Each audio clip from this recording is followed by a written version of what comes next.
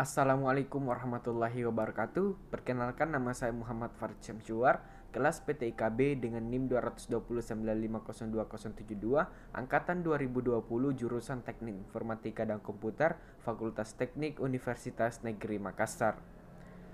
Video kali ini merupakan tugas dari mata kuliah Elektronika Analog dan Digital yang dibimbing oleh Pak Fatahillah SPD MN dan Ibu Ayu Triwardani SPD MPD. Pada kesempatan kali ini, kita akan membahas mengenai materi tentang memori.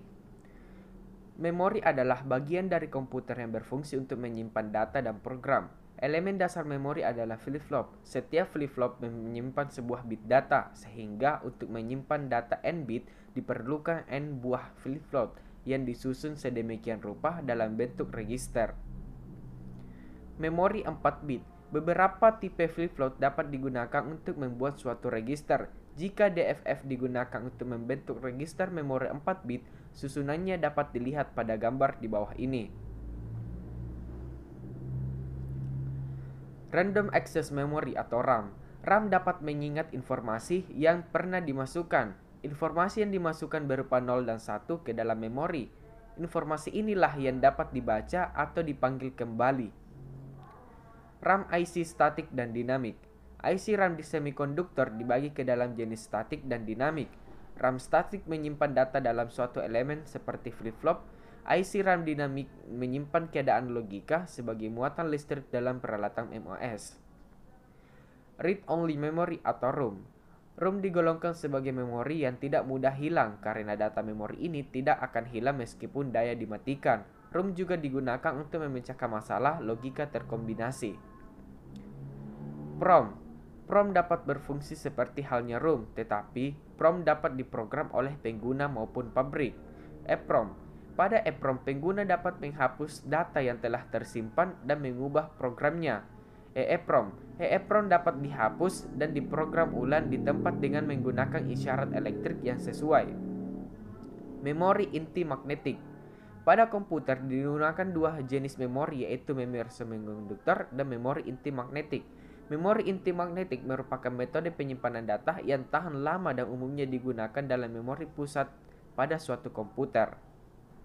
Materi selanjutnya yaitu rangkaian penjumlahan dan pengurangan. Ada dua macam operasi aritmetika dasar, yaitu penjumlahan dan pengurangan.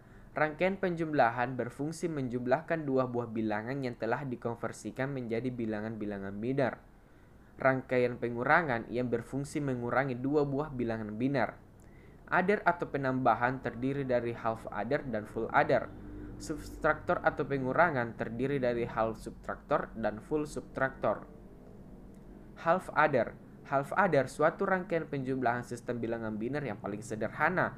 Rangkaian ini hanya dapat digunakan untuk operasi penjumlahan data bilangan biner sampai 1 bit saja. Berikut adalah tabel kebenarannya. Full adder. Sebuah sirkuit logis full adder yang melakukan operasi penambahan pada 3 bit biner ditulis sebagai A, B, dan C in. Penambahan penuh menghasilkan jumlah bit output yang diwakili dengan sinyal C out dan S. Berikut adalah tabel kebenarannya. Half subtraktor. Half subtraktor mengurangi dua buah bit input dan menghasilkan nilai hasil pengurangan dan nilai yang dipinjam. Berikut adalah rangkaian beserta tabel kebenarannya. Full subtraktor. Sebuah full subtraktor mengurangi dua buah yang telah dikonversikan menjadi bilangan-bilangan biner.